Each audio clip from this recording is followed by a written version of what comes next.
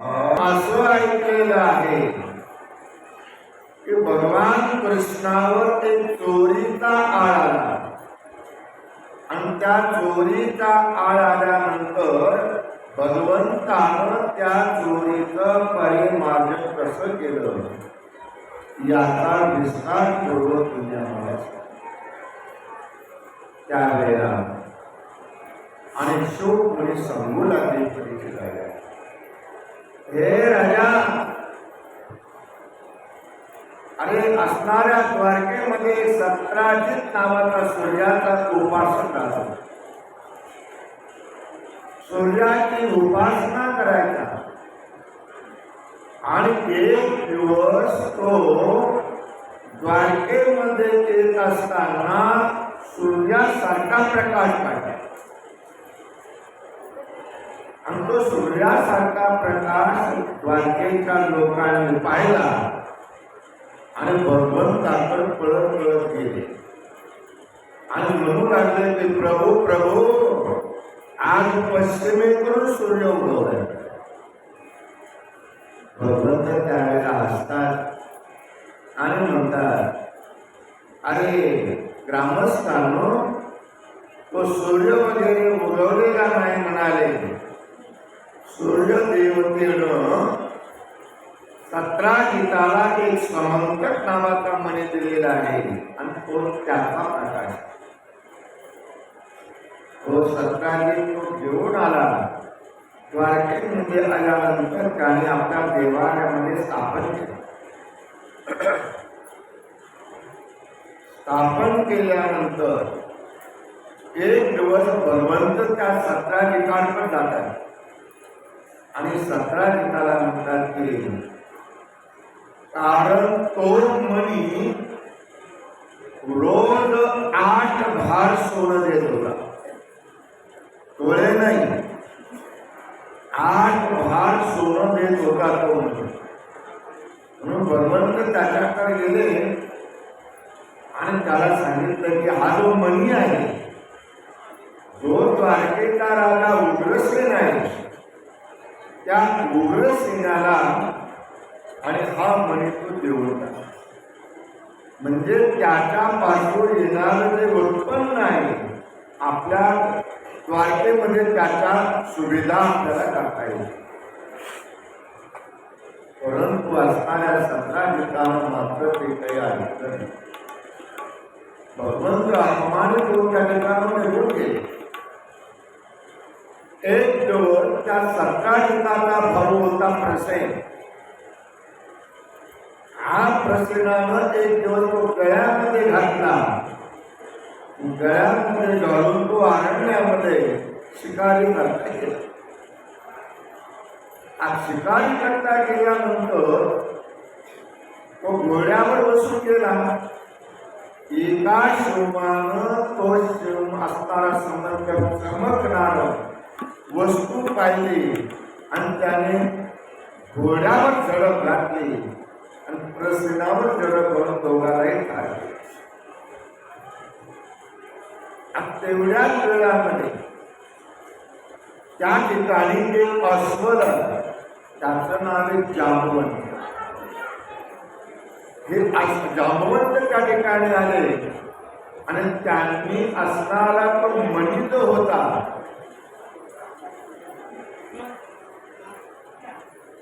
शिवाने घेऊन चाललेला म्हणजे त्याने शिवाला मारून टाकला आणि तो मणी घेऊन जांबवंत पळून आपल्या आणि असणाऱ्या गडीमध्ये जाऊन त्या ठिकाणी इकडं प्रसेन द्वारकेमध्ये येईना म्हणून असणाऱ्या सत्राजितानं आळ येतले भगवंतावर. कारण तो म्हणाला, काल भगवंत माझ्याकडे संबंधात मणी मागण्याकरता आले होते, त्यांना मी दिला नाही म्हणून त्याने माझ्या भावाला मारलं आणि तो मणी त्याने पळवला. हे चोरीची आळ आणि भगवंतावर आली. सर्व द्वारकेमध्ये एकच चर्चा होऊ लागली. काय चर्चा होऊ लागली?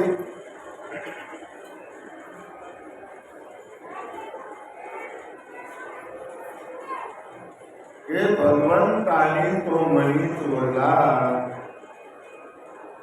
सर्व ग्रामस्थ आणि भगवंताला अपमानित बोलू लागले. त्यावेळेला भगवंताने काय केलं? ते ग्रामस्थ घेतले बरोबर. 7-8 द्वारकेचे ग्रामस्थ घेतले आणि त्या मनाच्या शोधाकरता अरण्यात गेले. मग त्या ठिकाणी गेल्यानंतर त्यांना दृश्य दिसलं की त्या ठिकाणी प्रसेन मेलेला होता, घोडाही मेलेला होता आणि त्याच्या शेजारी शिवही मेलेला होता. ते पाहिलं, परंतु भगवंताने त्या ठिकाणी शिवमाच्या शेजारी पाऊल खुणा पाहिजे. त्या अस्वलाच्या पाऊल खुणा होत्या. म्हणून त्या अस्वलाच्या पाऊल खुणानं माग काढत त्या गडीमध्ये गेले आणि त्या गडीमध्ये गेल्यानंतर ग्रामस्थ जे होते त्या ग्रामस्थांना सांगितलं, तुम्ही बाहेर थांबा, 8 दिवस माझी वाट पाहा, माझ्या द्वारकेला तुम्ही निघून जा. भगवंत आत प्रवेश केला आणि आत प्रवेश केल्यानंतर मुलीच्या गळ्यामध्ये तो समंत मुली दिसला. जांबुवंताची मुलगी होती जांबुवंती, तिच्या गळ्यामध्ये तो पाहिला आणि तो घेण्याकरता भगवंत गेले. तेवढ्यात ते मुलगी ओरडली आणि ओरडल्यानंतर हे प्रसेनात असणाऱ्या जांबुवंतानं ऐकलं. जांबवंत पळत पळत त्या ठिकाणी आले आणि कोणीतरी मनुष्य आपल्या असणाऱ्या दरीमध्ये असणाऱ्या या गुहेत आलेला आहे त्याने पाहिलं आणि त्या असणाऱ्या मनुष्याबरोबर त्याने द्वंद्वयुद्ध करायला सुरुवात केली. भगवंताने द्वंद्वयुद्ध करायला सुरुवात केली. जांबवंताला वाटतं कोणीतरी मनुष्य आहे आणि ते द्वंद्वयुद्ध 28 दिवस चाललं. किती दिवस चाललं? 28 दिवस चाललं आणि 28व्या दिवशी जांबवंताचे हाड खेळले झाले आणि त्याचं सहज छातीवर गेलं. वच्छ लांछन चित्त असणारे ठेवून दिसली आणि त्याने ओळखलं की भगवान विष्णू.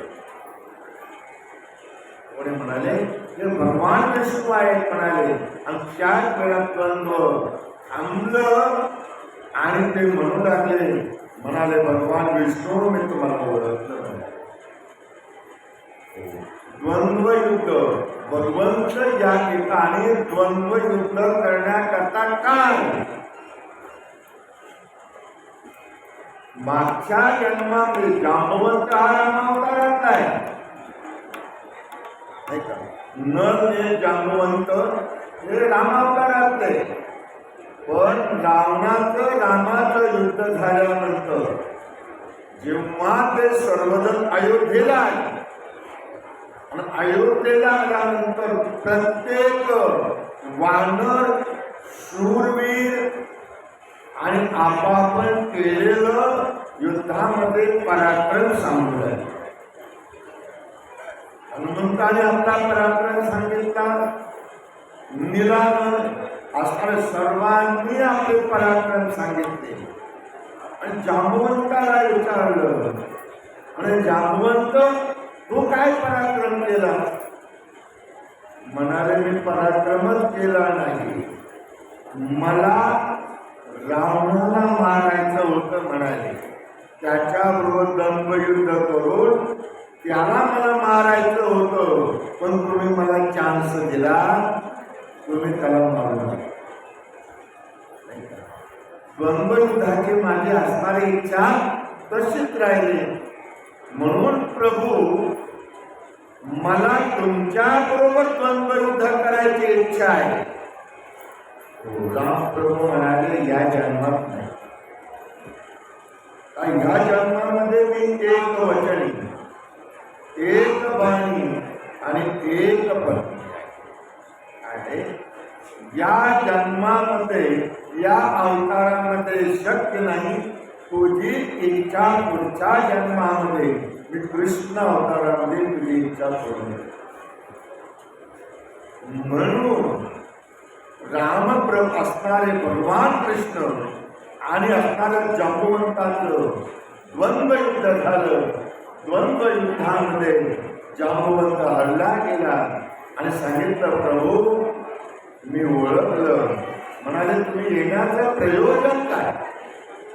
म्हणाले प्रयोजन एकच आहे, तुझ्या मुलीच्या गळ्यामध्ये जो समंतक मणी आहे, हा समंतक मणी आणि या चोरीचा आळ माझ्यावर आलेला आहे, तो समंतक मणी मी नेण्याकरता. मग त्यावेळेला जांबवंत म्हणतो हे प्रभू असणारा मणी तर घेऊन जा, परंतु त्याच्याबरोबर माझी जी मुलगी आहे ही जांबुवंती जी आहे हिचाही तुम्ही स्वीकार करा. भगवंताने दोन्हीचाही स्वीकार केला. इकडं गुहेच्या दरवाजावर जे ग्रामस्थ होते, हे ग्रामस्थ द्वारकेला गेले आणि द्वारकेला गेल्यानंतर वसुदेव देवकी रुक्मिणीला सांगितलं 8 दिवस थांबायचं आम्हाला सांगितलं, पण भगवंत बाहेर आले नाही. रुक्मिणीला काळजी वाटू लागली. मग त्यावेळेला नवरात्र व्रत आलं. कोणतं व्रत होतं? नवरात्र व्रत आलं होतं. त्यावेळेला रुक्मिणी मातेनं नवरात्र व्रत केलं. 9 दिवसाचं उठा बसता नाही. 9 दिवसाचं व्रत केलं. आणि असणाऱ्या मला एक सांगा, आता रुक्मिणी मातेनं जे व्रत केलं तर सामान्य केलं असेल का तुमच्या आमच्यासारखं? तुम्ही एक लक्षात घ्या, त्या असणाऱ्या रुक्मिणी मातेनं मंडप किती मोठा घातला होता माहितीये का तुम्हाला? किती मोठा मंडप होता ऐका.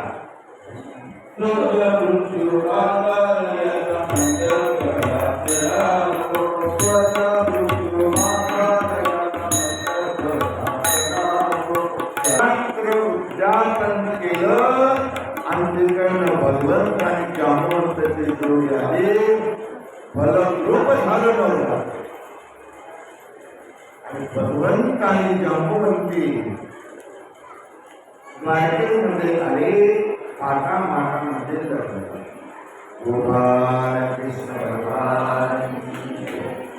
आणि जो मणी आणला होता तो 17 गीताला मणी दिला आणि सांगितलं बाबा हा तुला.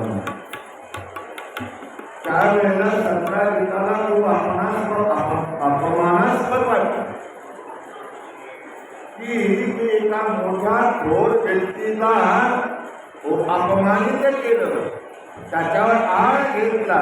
मग या आळेचा परिमार्जन करण्याकरता 17 गीतानं काय केलं? 17 गीताची मुलगी होती सत्यभामा. मग त्यानं काय केलं? म्हणाले प्रभूला एक दिवस बोलावलं आणि प्रभू आता ही असणारी सत्यभामा आणि मणी तुम्हाला घेऊन टाका. भगवंत म्हणाले मी सत्यभामेबरोबर लग्न करीत होतो. म्हणे या मनानं 2 बायका घरात आणल्या. जर हा माझा काही ठेवला तर किती लागेल नाही लागेल, म्हणून मला हा म्हणे नको, मी सत्यभामेबरोबर लग्न करायला तयार. मग त्याने सत्यभामेवर हे 3रं लग्न झालं. पहिलं रुक्मिणी, दुसरं जांबवंती, 3रं सत्यभामा. 3 लग्न झाले. भगवंताने याच्यानंतरही बरेच लग्न केले. चौथं लग्न केलं मित्रविंदा याच्याबरोबर. ते मित्रविंदा कोण? एक दिवस अर्जुन आणि भगवान हस्तिनापूरमध्ये होते. हस्तिनापूरमध्ये यमुना नदीच्या कडेला ते फिरत गेले आणि त्यांना एक दृश्य दिसलं. कोणीतरी एक मुलगी तिथं तपश्चर्या केली. ती तपश्चर्या करताना पाहिलं. भगवंताने सांगितलं अर्जुना जा बरं बघू नये तिची काय इच्छा आहे. मग तेव्हा अर्जुन जातो आणि त्या मुलीला विचारतोय मुली तू कोण आहे, तू काय तप करते. तेव्हा त्या मुलीने सांगितलं मी सूर्यदेवतेची मुलगी आहे, मी यमुना आहे, मला कालिंदी म्हणतात. मग तू तप का करते. म्हणाले भगवान विष्णू बरोबर म्हणायला लागले. अर्जुनानं ते तिला सांगितलेलं भगवंताला सांगितलं. भगवंतांनी अर्जुन गेले आणि असताना विष्णूचं रूप त्या कालिंदीला दाखवलं आणि त्या कालिंदी रूपात केसाळलं. चौथा विवाह आणि पाचवा विवाह झाला तो मित्रविंदा.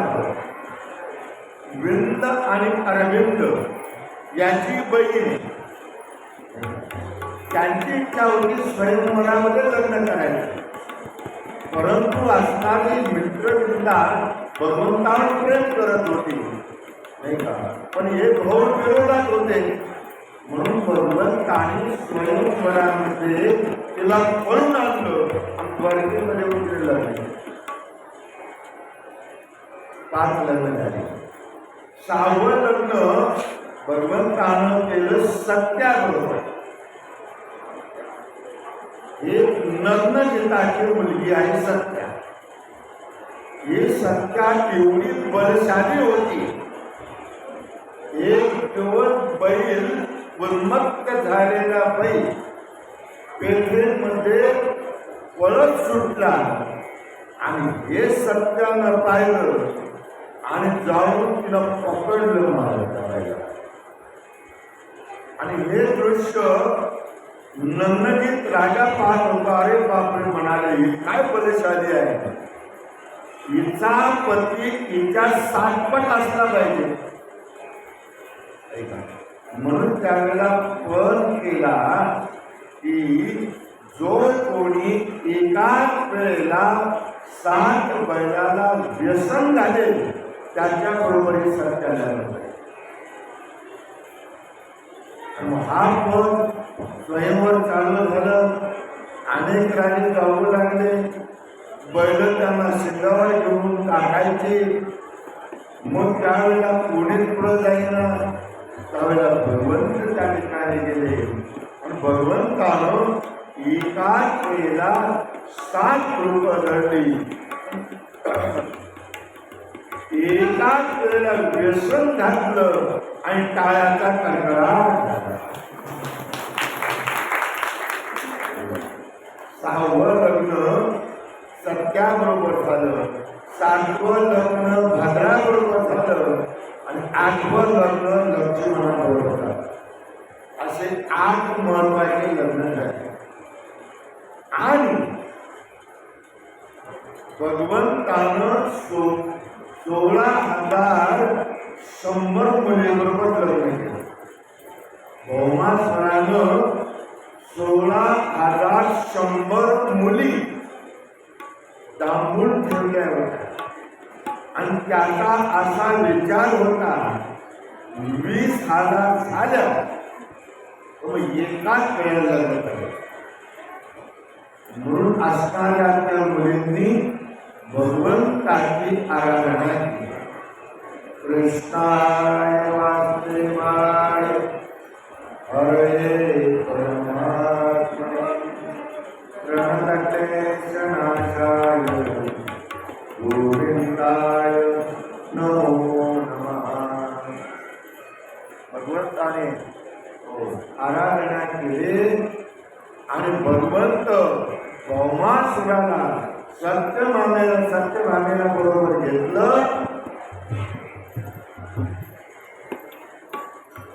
सत्यभामेला घेतलं आणि भौमासुराच्या नगरीवर आक्रमण करून असणाऱ्या भौमासुराला मारलं आणि असणाऱ्या 16,100 स्त्रिया असणाऱ्या मुलींना त्या ठिकाणी सोडलं.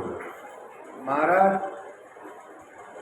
ज्या वेळेला त्या मुली बंदीशाळेतून मिळाल्या त्यावेळेला भगवंताला त्याने प्रार्थना केली, प्रभू आता आम्ही करायचं काय? आमच्या घरचे आमचा स्वीकार करणार नाही, समाजामध्ये आम्हाला किंमतही राहणार नाही. आम्हाला फक्त आता एकच मार्ग, तो वाईट मार्ग आहे, नाहीतर मार्ग तरी केली पाहिजे. मग भगवंताने त्यावेळेला त्या असणाऱ्या मुलींनी म्हटलं की तुम्ही आमचा पतिमन स्वीकार करा. त्यावेळेला भगवंतानी 16,100 स्त्रियावर एकाच वेळेला गोपाल कृष्ण भगवान असे भगवंताचे 16,108 लग्न झाले. याचा आध्यात्मिक विचार आहे, पण तो आता विचार मी सांगत नाही, वेळ करेल. आणि 16,108 स्त्रियांवर लग्न झाल्यानंतर प्रत्येक स्त्रीला 10 मुलं झाली. गुणाकार घरी जाऊन करायचा. 16,108 गुणिले 10 एवढा प्रपंच परमात्म्याचा. इलेक्शनला उभा राहिल्यानंतर सहज निवडून येतो. सर्व घरचीच मंडळी होती आणि त्यामध्ये रुक्मिणी मातेला प्रद्युम्न आणि प्रद्युम्न झाल्यानंतर प्रद्युम्न असणाऱ्या रुक्मिणीला प्रद्युम्न झाल्यानंतर लक्षात राहायचं. आणि परत भगवंताला नातूही झाला. प्रद्युम्नाला एक मुलगा झाला, त्याचं नाव अनिरुद्ध. त्याचं नाव काय आहे? अनिरुद्ध आहे. या अनिरुद्धाचं लग्न बाणासुराची जी मुलगी आहे उषा हिच्याबरोबर. तेव्हा परीक्षित राजानं प्रश्न केला, शुभ राजाने असं ऐकलेलं आहे की या लग्नामध्ये प्रत्यक्ष भगवान विष्णू आणि भगवान शंकर यांची राहिली. भगवान विष्णू भगवान शंकर कोण आहेत माहिती तुम्हाला? भगवान विष्णू भगवान शंकराचे उपासक आहे आणि भगवान शंकर भगवान विष्णूचे उपासक. भगवान शंकर हो भगवान विष्णूचे उपासक आहे. रोज भजन भगवान विष्णू कोणाचं म्हणतात? भजन करी महादेव महादेव. सीमेवर आल्यानंतर तिथं सुदर्शन चक्र पाहायला गेलो. कोणतं? सुदर्शन चक्र. आणि सुदर्शन चक्र पाहायला येत असताना विना प्रवेश केला सुदर्शन चक्र आठवायचं. मग तेवढ्या नारळच्या ठिकाणी आले आणि नारळ तिला ती म्हणाली, घेतलं का? म्हणाले नारळची थोड्या वेळ थांबा. म्हणाले काय? म्हणाले आपल्याला म्हणाले देवाच्या मुलाची स्वयं जाण्याची म्हणाले. माझं काय काम? पण तुमचं एकच काम, जोपर्यंत मी द्वारकेमध्ये जात नाही तोपर्यंत काम होत नाही. म्हणाले सुदर्शन चक्र पाहायला म्हणाले मग तुम्ही फक्त सुदर्शन चक्राची संग करा. फक्त 1 मिनिट संत संग करा म्हणाली. शरीर झाली. भगवंतानं असणाऱ्या नादानं सुदर्शन चक्राबरोबर 1 मिनिट संत संग केला. तेवढ्याच वेळामध्ये चित्रलेखानं आत प्रवेश केला आणि आत प्रवेश करून अनिरुद्धाची जी कॉट होती कॉट सगळं उठला. जर अनिरुद्धाला म्हटलं असं असं झालं, मग तुला तिकडे जावं लागलं, तो म्हणून मी पप्पाला विचारतो, मम्मीला विचारतो, मग येतो. ते भानगडच ठेवले. डायरेक्ट मन सगळं विचारलं. ते बाणासुराच्या नगरीमध्ये उषाच्या खोलीमध्ये येऊन पोहोचला. हा म्हणाले तुझा प्रिय, हा तुझा प्रिय डायरेक्ट. आणि त्या ठिकाणी पोहोचवला.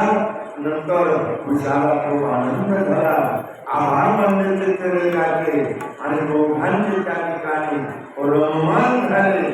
जे चिन्ह दिसून येईल ते मातृत्वाचे चिन्ह दिसते. आणि असणाऱ्या शिपायाने ते पाहिलं, इथं कोणताच पुरुष आणि मातृत्व कसा प्राप्त झाला. म्हणून एक बाणासुराला सांगितलं.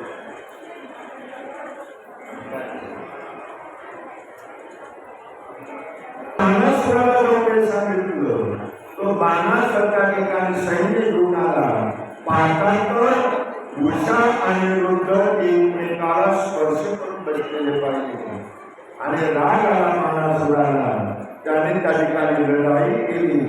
असणाऱ्या अनिरुद्धानं त्या ठिकाणी परीत पडलेला होता.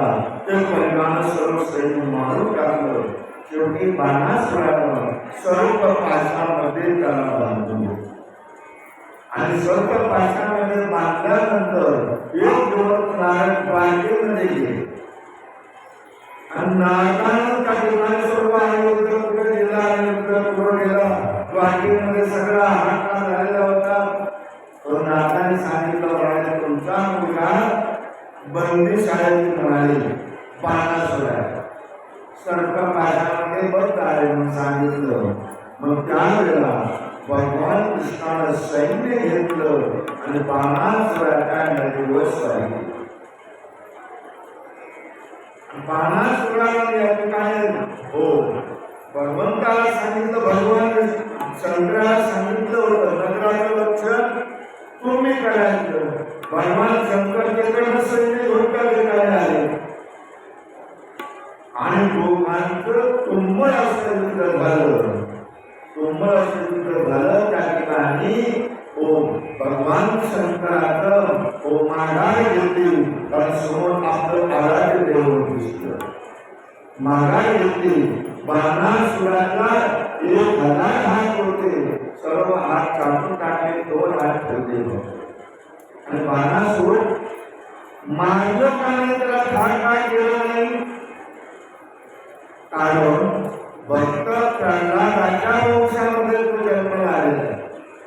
आणि भक्त प्रल्हादाला वचन दिलं होतं, तुझ्या वंशामध्ये जे कोणी तुझे पुत्र वगैरे तुला जन्माला येतील त्यांना मी शिक्षा करीन, पण त्यांना वध करणार. मग त्याने त्याचा वध केला नाही. मग बाणासुर शरण केला, भगवंताला शरण केला.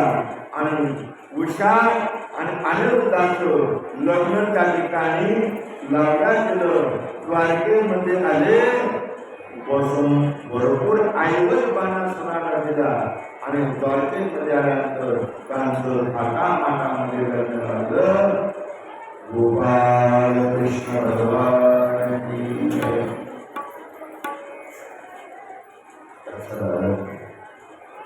एक दिवस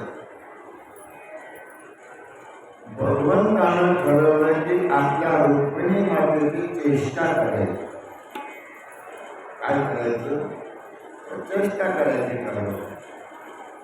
आणि रुक्मिणी मातेला आपल्या सुंदरतेचा खूप अभिमान झालेला होता. म्हणून त्याने ठरवलं की तिची चेष्टा करायची. म्हणून एक दिवस भगवंत गंगावर आरोग्य होते. त्याने पाय चिरपट होती लक्ष्मी रुक्मिणी माता. आणि पाय चिरता चिरता चेष्टा करायची ठरवली. आणि तिला म्हणता, रुक्मिणी तू माझ्या बरोबर लग्न करून काय सांगितलं?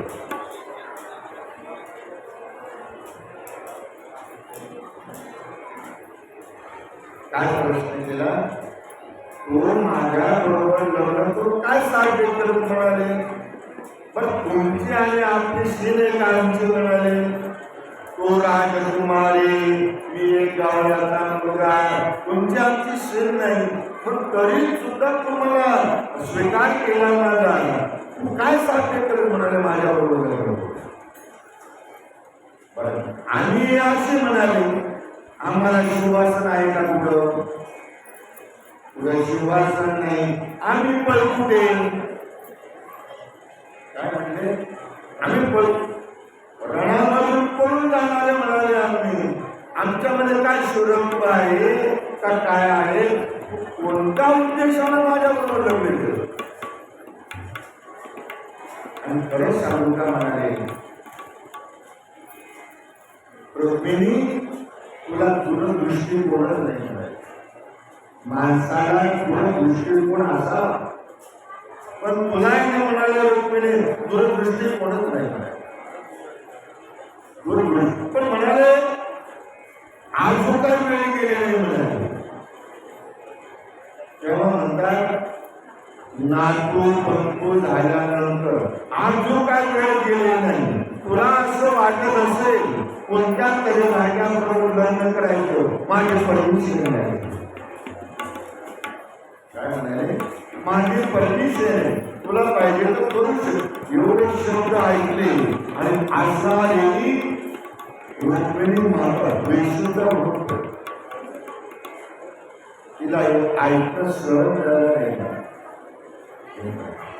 एक म्हणते घरा एक पल्लवी घालती म्हणा. बेशुद्ध होऊन पडली. भगवंतानं आपल्या 4 हातानं तिला उचललं. ते सावरले आणि म्हणू लागले रुक्मिणी मी तुला विनोदानं बोललो रे, पण तू खरं खरं तुला विनोदाने बोललो. माझा विनोद तुला कळालाच नाही. पाणी वगैरे शिंपल्यानंतर ते जागत झाले आणि म्हणून आले भगवंत माझा विनोदच तुला कळाला. तेव्हा रुक्मिणी माता म्हणते तुम्ही म्हणता याच्यात काय बोलले. काय म्हणते रुक्मिणी माता, तुम्ही म्हणता याच्यात काय बोलताय. तुम्ही म्हणाला की तुमची आणि माझी काही सीन आहे का. बरोबर आहे म्हणाले, तुम्ही ब्रह्म आहात आणि माया आहे, मायापेक्षा ब्रह्म श्रेष्ठ आहे.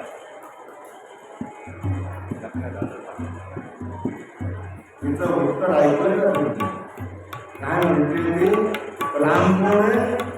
रामेव ब्रह्म रामेव ब्रह्मः रामेव परतत्वम् श्रीरामो ब्रह्मधाम. कोण आहे राम.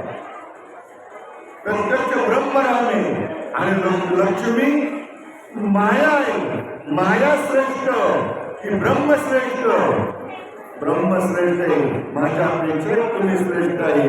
म्हणून हे मी पाहिलं म्हणून तुमच्याबरोबर भेटले. दुसरा प्रश्न तुम्ही म्हणाला तुम्हाला सुवासन नाही, आम्ही परकुटे आहोत म्हणून आम्हाला रणछोडदास म्हणतात. बरोबर आहे म्हणाले. तुम्हाला सुवासन काय नाही. हा सुवासनाचा अभिमान आहे. हा अभिमान तुमच्या भाग्याला जर सहन होत नाही तुम्हाला कसा सहन होईल. म्हणून तुम्हाला सुवासन नाही. ठीक आहे. आणि तिसरा प्रश्न तुम्ही जर विचारला म्हणाले तर तुम्हाला की तुला दूरदृष्टीकोन नाही. मला दूरदृष्टीकोन होता म्हणून मी तुमच्याबरोबर लग्न केलं. काय दृष्टिकोन होता मला माहिती आहे. मी ज्याच्या बरोबर लग्न करते हे अविनाशी तत्व आहे. याला कधी मृत्यू नाही. माझा कुंकू कायम अबाधित राहण्याचं मी तुमच्याबरोबर लग्न केलं. आता काय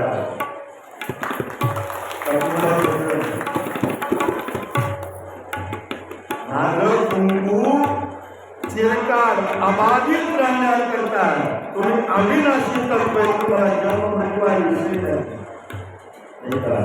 नैनम छंदम की नाही ना दहन केलं म्हणून मी तुमच्या असं. आणि पेशा झाल्यानंतर पुढं वेळ बराच कमी आहे, आपल्याला बरंच काम जायचंय, तर त्यानंतर सूर्यग्रहणाचा आणि विषय येतो. भगवंत आणि ते सूर्यग्रहण कुरुक्षेत्रावर आहे. त्या कुरुक्षेत्रावर सूर्यग्रहण झाल्यानंतर ते पुन्हा आहे. पुढे राजसूय यज्ञ आहे आणि राजसूय यज्ञामध्ये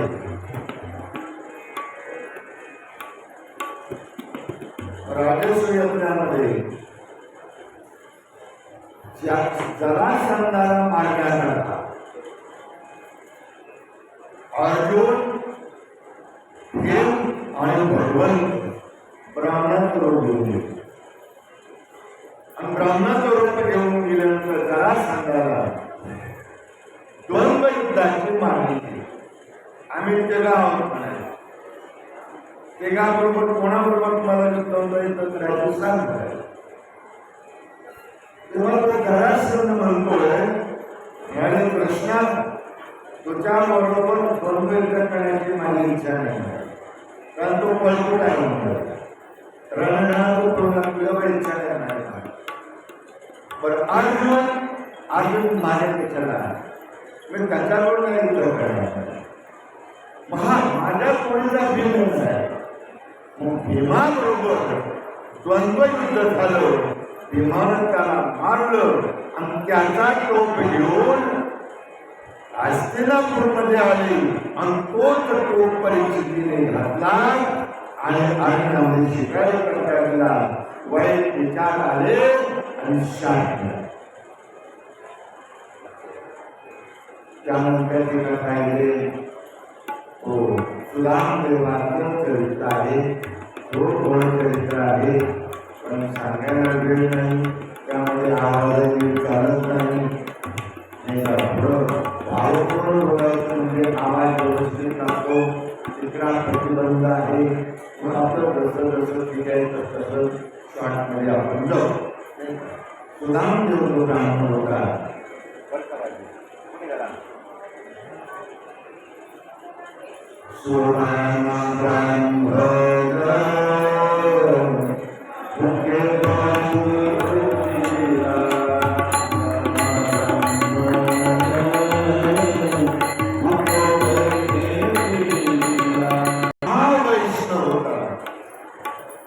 आणि सुशीला ही महान प्रतिभा मला एक सांगा, वैष्णव कोणाला म्हणतात आणि महावैष्णव कोणाला म्हणतात? वैष्णव कोणाला म्हणतात? वैष्णव महोदया अवधी देवावरी माया. या ठिकाणी माया हा प्रेम वाटत आहे. जिस भक्त की माया भगवान पर होती है उसे वैष्णव कहा जाता है. और भगवान की माया जिस भक्त पर होती है उसे महावैष्णव.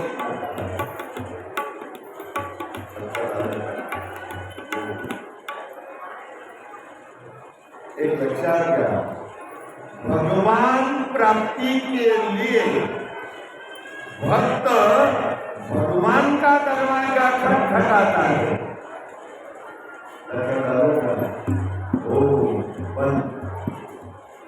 भगवान प्राप्ति के लिए भक्त भगवान का दरवाजा खटखटाता है, लेकिन भगवान जिसका दरवाजा खटखटाता है वो महान.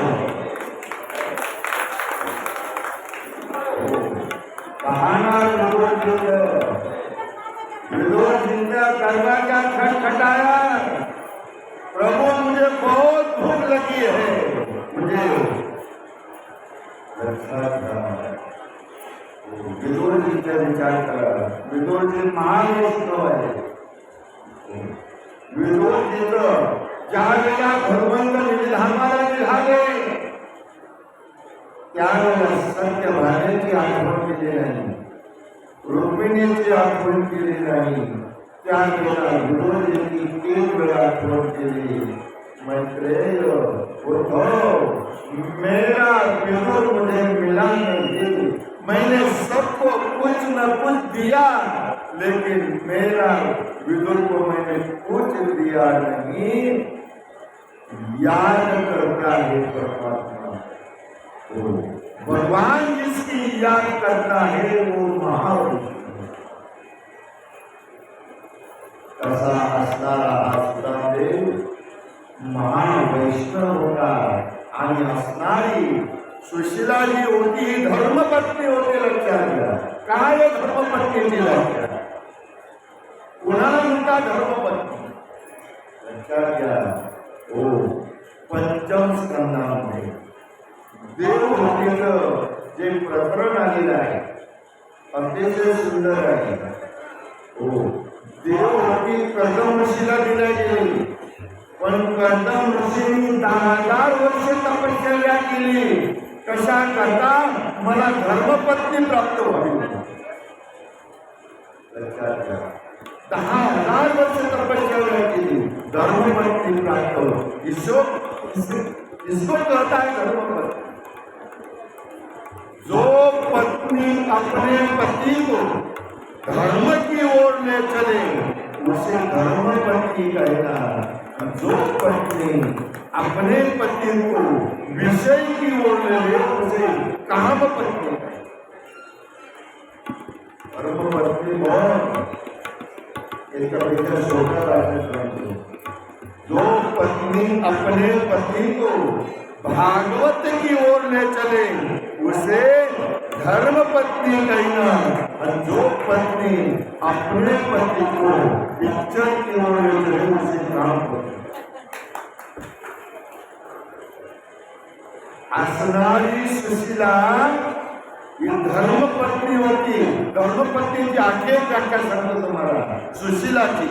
सुशीला ही धर्मपत्नी होती। एक देखो, जिसके पास संपत्ति हो, जिसके पास गाड़ी हो, जिसके पास बंगला हो, वो अपने पति से प्रेम करेगी, कोई बात नहीं, वो तो प्रेम करेगी। लेकिन जिसके पास खाने के लिए अन्न नहीं, जिसके पास पहनने के लिए कपड़ा नहीं, तो भी अपने पति से प्रेम करती है, वो धर्मपत्नी है। वो धर्म सुशीला ही धर्मपत्नी होती है। ह्याला अन्न नाही, ओ वस्त्र परिधान करायला नाही, तरी सुद्धा आपल्या पतीवर प्रेम करती, तिचं नाव धर्मपत्नी। आज दिवस खायला मिळालं नाही मुलांना, म्हणून पतीला सांगते तुमचा मित्र द्वारकेला त्याला भेट। द्वारकेला भगवंत जातात, हो द्वारकेला सुदामदेव जातात, आणि गेल्यानंतर असणाऱ्या भगवंताने फक्त कपाळावर तिलक केला। ज्या कपाळावर लिहिलेलं होतं श्री जय, काय लिहिलेलं होतं? श्री म्हणजे लक्ष्मी, जय म्हणजे नाम, श्री जय असं लिहिलेलं होतं। भगवंताने केलं होतं, तिला 3 अक्षर उलटी केली महाराज। यक्ष श्री, ज्या वेळेला ते अक्षर उलटी झाली तिथं सुदामपुरी सोन्याची गोपाल कृष्ण भगवान की जय। या ठिकाणी दशम स्कंदाचा उत्तरार्ध संपला। आपण 11व्या स्कंदामध्ये प्रवेश करत आहोत, तोपर्यंत थोडं भजन करूया।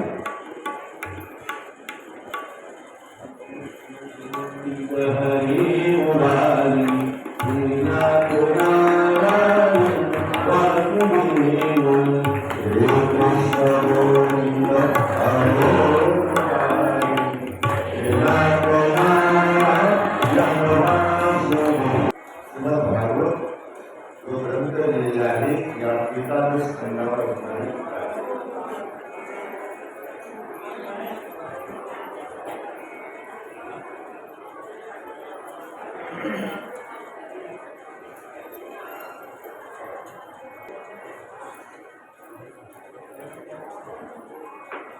प्रियव्रत नावाचा राजा मनू आणि पूर्वीपासून मनू आणि शतरूपा यांचे जे दोन मुलं होते प्रियव्रत आणि उत्तांड, त्यांच्या 3 मुली होत्या आरोग्य, प्रसूती आणि देवहूती. त्यामुळे जो प्रियव्रत नावाचा राजा, प्रियव्रत नावाचा मुलगा होता, त्या प्रियव्रताचा मुलगा होता आग्नेंद्र.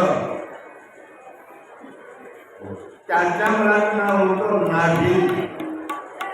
नाभीच्या पत्नीचं नाव होतं मोरोदेवी. आणि त्या मोरोदेवी आणि नाभी पासून ऋषभदेव नावाचा मुलगा झाला. आणि हा ऋषभदेव, या ऋषभदेवाचं लग्न झालं इंद्राची मुलगी जयंती. मुलगा इंद्राचा जयंत, ज्याने कावळ्याच्या रूपानं सीतामाईला पायाला चोच मारली होती, तो इंद्राचा मुलगा जयंत. आणि मुलगी आहे जयंती. या जयंतीपासून ऋषभदेवाला 100 पुत्र झाले.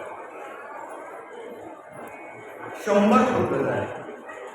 आणि 100 पुत्र झाल्यानंतर सर्वात थोरल्या मुलाचं नाव होतं जलभरत. भरत या नावावरून भारताला नाव पडलं भारत. भरत नाव होतं. आणि 100 पुत्रांपैकी एक जागेवर ठेवला आणि 99 पुत्रांना परमार्थी ठेवले. सांगितले, मुलांनो, आम्हाला हा देव मिळालेला आहे, हा प्रपंच करण्याकरता नाही, भगवंताच्या प्राप्ती करता मिळालेला आहे. The ending point of the life to get परब्रह्म. मानवी जीवनाचं अंतिम साध्य जर काय असेल ते परब्रह्म प्राप्ती. जसं लोकमान्य टिळकानं म्हणावं, Swarajya is my birth right and I shall have it. स्वराज्य हा माझा जन्मसिद्ध हक्क आहे आणि तो मी मिळविणार. तसं प्रत्येक जीवाने म्हणायचं की Parabrahma prapti is my birth right and I shall have. त्याच्या करताच मला जन्म मिळालेला आहे. प्रपंच हा साईड बिझनेस आहे. प्रपंच हा साईड बिझनेस आहे. आणि मला परब्रह्म प्राप्ती ही मेन बिझनेस आहे. साधू संत काय सांगतात, आयुष्याच्या साधने सच्चित आनंद पदवी.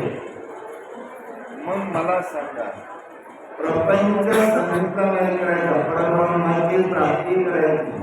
प्रपंच करता करता परब्रह्माची प्राप्ती करायची. लक्षात आलं. आणि हे सर्व धडे ऋषभदेवाने आपल्या मुलांना. मग त्याच्यापैकी 9 योगेश्वर झाले. ऐका मला, 9 योगेश्वर झाले. आणि 9 योगेश्वर झाल्यानंतर यांनी परब्रह्म प्राप्तीचे धडे निम्मी राजाला दिले. आणि निम्मी राजाला परब्रह्म प्राप्तीचे धडे दिल्यानंतर तेच नवयोगेश्वर कलियुगामध्ये नवनाथ रूपाने झाले. लक्षात आलं. नवनाथ म्हणजे मच्छरनाथ, गोरक्षनाथ, गैनीनाथ, देवनाथ, कानिनाथ हे सर्व असणारे नवनाथ कलियुगामध्ये प्रकट झाले. पण मुलं कोणाचे? ऋषभदेवाचे. आणि निम्मी राजाला ब्रह्मज्ञान दिल्यानंतर एक दिवस नारद वसुदेव देवकीकडे जातात. आणि वसुदेवाने आणि देवकीने प्रार्थना केली नारदाला, नारद आमचा मूळमत ब्रह्मस्वरूप आहे, परब्रह्माचं व्यक्त रूप आहे, पण ब्रह्म म्हणजे काय आम्हाला काही कळत नाही. मग त्या वेळेला निमी राजाला नवयोगेश्वरानं जे ब्रह्मज्ञान सांगितलं तेच नागानं वसुदेव निवृत्तीला सांगितलं.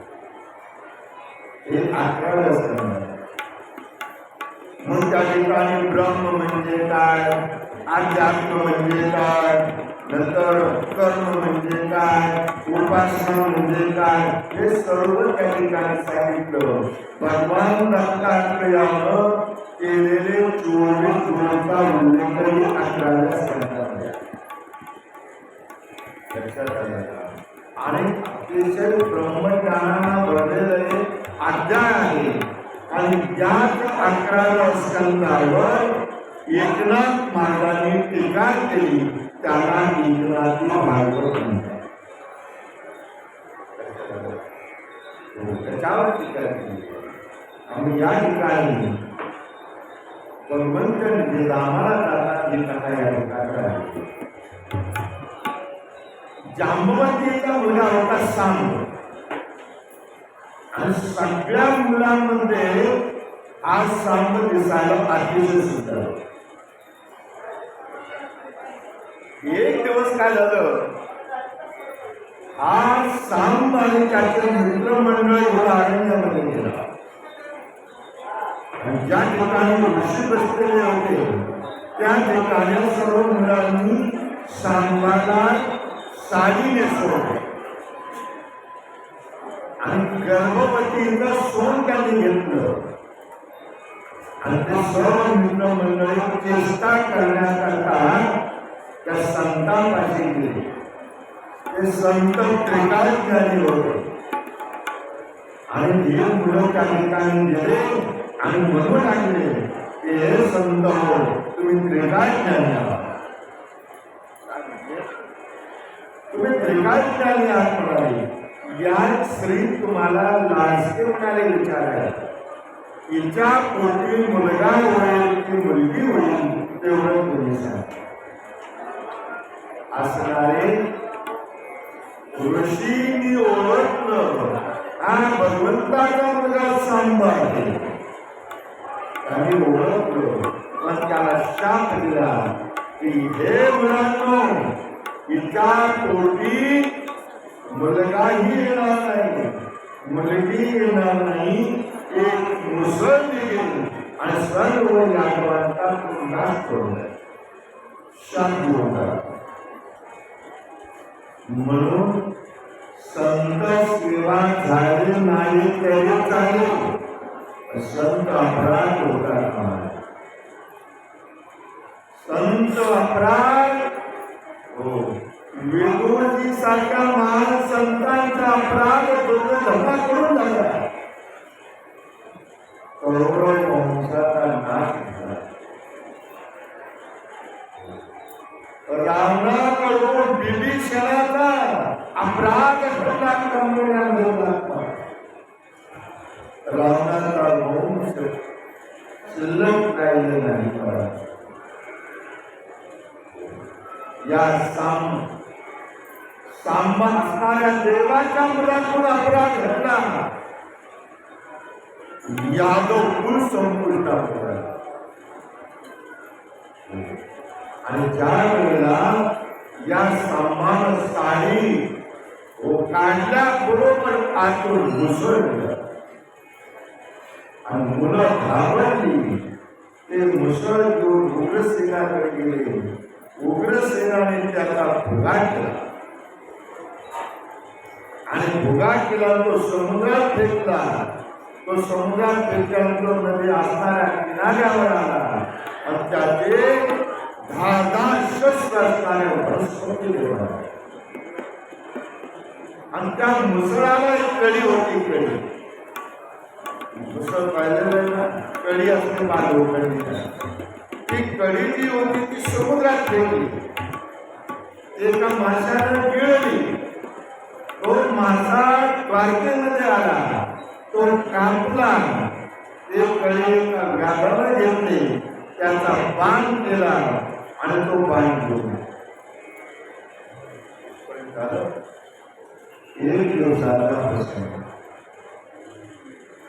दिवसाचा प्रसंग असा झाला की ब्रह्मदेव इंद्र सर्व भगवंतापाशी आले आणि भगवंताला म्हणू लागले, भगवंत आता 125 वर्ष पूर्ण झाली, आता तुम्ही अवतार संपूर्ण आता वैकुंठ करायचा. त्यावेळेला भगवंत म्हणतात, ब्रह्मदेवा मी त्याच तयारीमध्ये लागलेलो आहे. आता मला म्हणजे आम्हाला यायचं आहे, परंतु जोपर्यंत माझे यादव वंशज आहे हे जर या मृत्यू लोकांमध्ये राहिले तर सर्व पृथ्वी गम करतात. जोपर्यंत त्यांचा नाश होत नाही तोपर्यंत येत नाही. यांचा नाश झाला की हेच आम्हाला म्हणाले. आणि इकडं द्वारकेमध्ये आता अपशकुन व्हायला लागले. द्वारकेमध्ये त्या संतांनी दिलेला शाप त्याचं अनुभूती त्या ठिकाणी यायला लागले. भूकंप होऊ लागले, हो उल्कापात होऊ लागल्या, सर्व अपशकुन त्या ठिकाणी होऊ लागले. त्यावेळेला उद्धव मात्र पळत आणि भगवंताकडे जातो आणि भगवंताला म्हणतो, प्रभू तुम्ही तिथे आम्हाला जाणार, मला पण तुमच्या बरोबर जायचं म्हणाले. उद्धवा आणि येताना जर तू माझ्या बरोबर आला नव्हता तर जाताना माझ्या बरोबर कसं आहे, माझ्या बरोबर तुला येणार नाही. म्हणाले, प्रभू तुम्ही निघाला, जोपर्यंत तुम्ही या मृत्यू लोकांमध्ये होता तोपर्यंत धर्माचं रक्षण होत होतं, पण तुम्ही आता निधनाला गेल्यानंतर धर्माचं रक्षण होत. त्यावेळेला भगवंत म्हणतात, आणि मी कुठं जात नाहीये, माझं असणारं तेज आहे ते तेज या श्रीमद भागवतामध्ये घेऊन चाललो. स्वकीयं भवे तेजस्यास्ति भागवते कदा तिरोधाय प्रविष्टोऽहं श्रीमद्भागवताम्. या भागवतामध्ये मी माझं तेज घेऊन चाललो. जो वाची नाही का, हो म्हणून तेनेयम वाङ्मय मूर्ती प्रत्यक्षा म्हणते. ही माझा ग्रंथ नाही तर प्रत्यक्ष माझी मूर्ती आहे.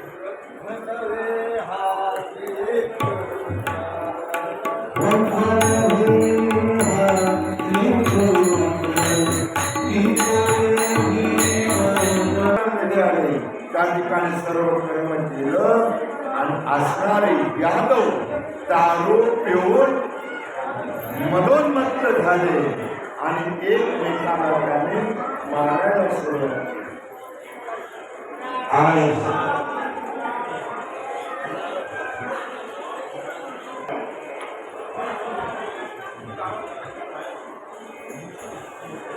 त्यावेळेला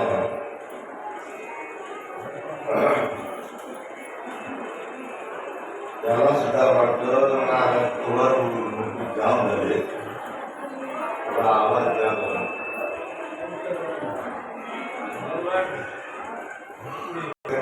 केलं आणि सर्वांनी मद्य प्याले आणि एकमेकावर मारू लागले. त्यामध्ये सर्व यादव सुद्धा शस्त्र संपल्यानंतर जे मुसळाचे जे वनस्पती निर्माण झाल्या होत्या त्या वनस्पती मारून सर्व असणारे यादव संपले. इकडं भगवंत आणि एका पिंपळाच्या झाडाखाली मांडी पायावर पाय ठेवून उभा आहे. बलराम दादानं शेषाचा अवतार आहे. समुद्रामध्ये जाऊन शेष अवताराने संपवला आणि तिकडं पायावर पाय ठेवून भगवंत उभे आहेत, बसलेले आहेत तुळजाच्या झाडाखाली. तेवढ्यात एका व्याधानं त्याला दिसलं. झाडाच्या आत त्यानं पाहिलं, तो अंगठा त्याला हरणाच्या रूपाचा दिसला. त्याने बाण सोडला आणि सोडल्यानंतर तो बाण लागल्यानंतर तो धावत पळत त्या ठिकाणी आला.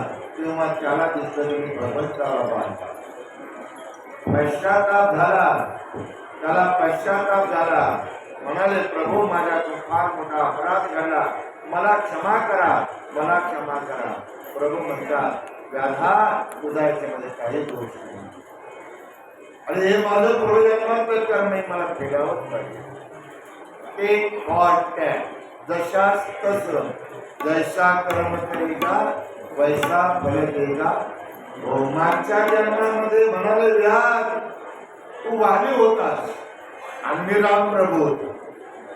मी झाडाच्या आड लपून तुला बाण मारला, झाडाच्या आड लपून तुला मारला. मी माझ्या हातून त्यावेळेला कर्म घडलं गेलं होतं. आज का झाडाच्या आड लपून मला बाण मारला. ते वाटतात जशास तसं झालं. तुझा त्याच्यामध्ये काही दोष नाही. त्याला विमान पाठवलं आणि तो वैकुंठाला घेऊन गेला. तो व्याध आणि इकडं भगवंताने दारुकाला बोलावलं आणि सांगितलं, दारुका तू द्वारकेमध्ये जा, जेवढे काही शिल्लक राहिले असतील तेवढ्यांना म्हणावं अर्जुना बरोबर तुम्ही इंद्रप्रस्थला ठेवा. 7 दिवसाने असणारी द्वारका बुडणार आहे, तो त्यांना घेऊन जायचं सांग. आणि इकडं भगवंताला रथ आलेला आहे, स्वर्गातून रथ उतरला, भगवंतामध्ये आरूढ झाले आणि आता बासरीचे स्वर विरले भगवंत तुझे धामाला निघाले. मुरलीचे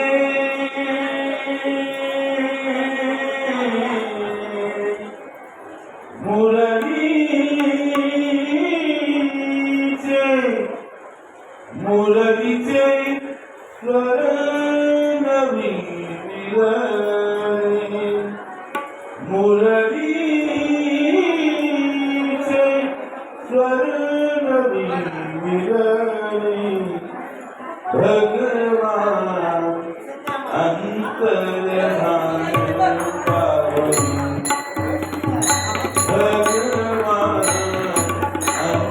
अंतर्धान पावली.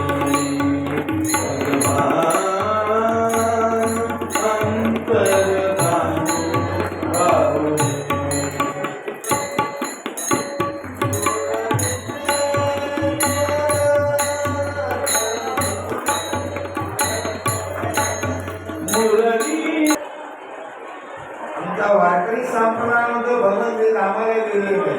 भगवंत पंढरपूर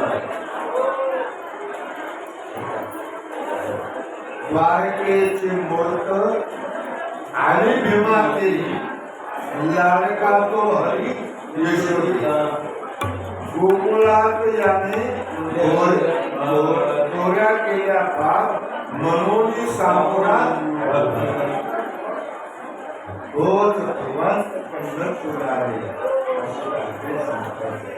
या ठिकाणी 11व्या स्कंदाला 12व्या स्कंदामध्ये अंतिम उपदेश दिला.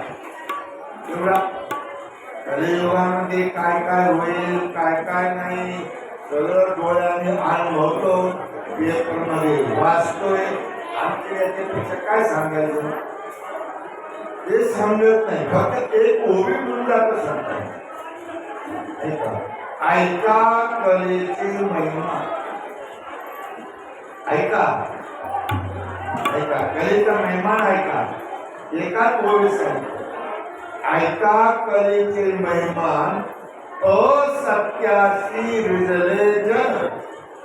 पापा देते अनुमोदन करते हेळण संताचे. एवढं सगळं आणि अंतिम उपदेश केला. परीक्षित राजाला शोक मुनींनी अंतिम उपदेश केला. तो अंतिम उपदेश आपल्याला ऐकायचा आणि या ठिकाणी कथेला पूर्ण करायचा. अंतिम उपदेश केला.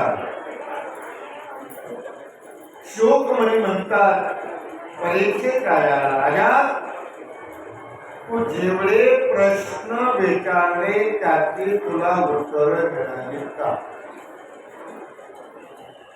जर नसेल तुला, तर 7वा दिवस आहे. आज तक्षक दंश येणार आहे, तक्षक घेणार आहे, तुला दंश करणार आहे.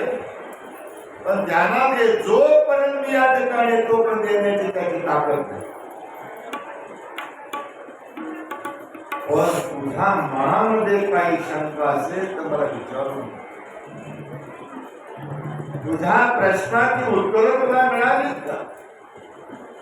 किती प्रश्न विचारले होते? 6 प्रश्न विचारले होते. पहिला प्रश्न होता, which is the best साधन to get परब्रह्म प्राप्ती? सगळ्यात श्रेष्ठ साधन कोणतं परब्रह्म प्राप्तीला?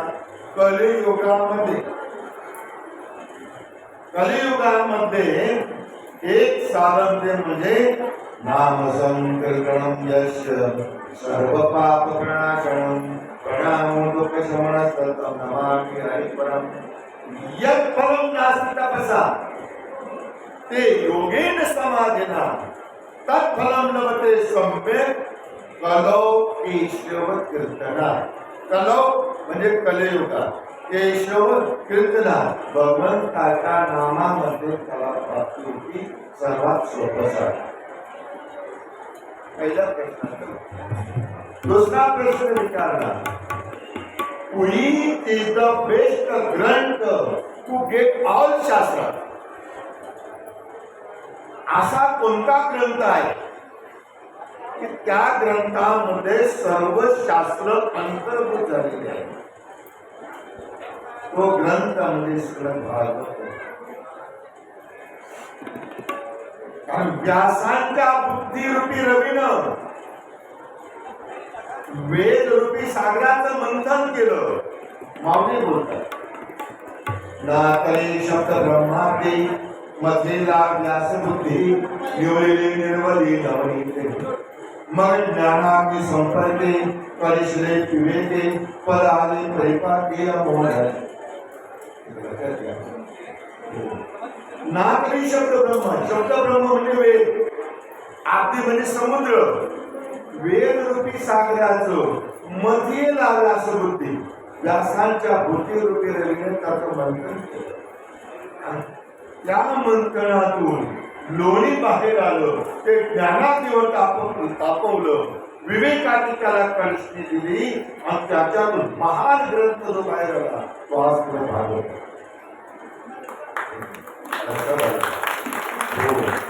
सर्व शास्त्राचं शास्त्र म्हणजेच भागवत. तिसरा प्रश्न विचारला, which is the best God? सर्वात श्रेष्ठ देव कोणता? सत्यम परम धीमहि. कोणता देव?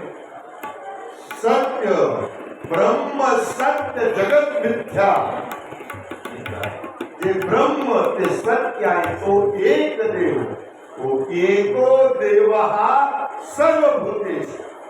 या प्राणी मात्राच्या ठिकाणी असलेला तो एक देव सर्वात श्रेष्ठ आहे. त्याला परब्रह्म असे म्हणतात. आणि चौथा प्रश्न विचारला, हाऊ मेनी गॉड्स अवतार? अवतार कोणते नाही का? भगवंताने अवतार भागवतामध्ये काही ठिकाणी 22 सांगितले, काही 24 सांगितले, काही 10. पाचवा प्रश्न आहे, why he come to the अर्थ? तो या मृत्यू लोकांमध्ये काय कशा करता येईल? मी इंग्लिश मध्ये बोलतो म्हणजे संपूर्ण भागवत कथा ट्रान्सलेशन इन गुड इंग्लिश मध्ये पूर्ण ट्रान्सलेशन झाले. Y he come to the अर्थ, तो मृत्यूलोकामध्ये काय येतो, तर त्याचं कारण आहे यदा यदा हि धर्मस्य ग्लानिर्भवति भारत अभ्युत्थानं धर्मस्य तदात्मानं सृजामि परित्राणाय साधूनां विनाशाय च दुष्कृतां धर्म संस्थापनार्थाय संभवामि युगे. म्हणून परमात्मा येतो आणि 6वा प्रश्न विचारला, when he was going to Nidham, who protect the धर्म. जेव्हा हा परमात्मा निधामाला जातो त्यावेळेला धर्माचं रक्षण कोण करतं, त्याचं उत्तर आहे भगवंत कुठं जात नाही. धर्माचं रक्षण करण्याकरता दुरंत रूपानं तुझ्याच ठिकाणी आहे, जो वाचील तो वाचील.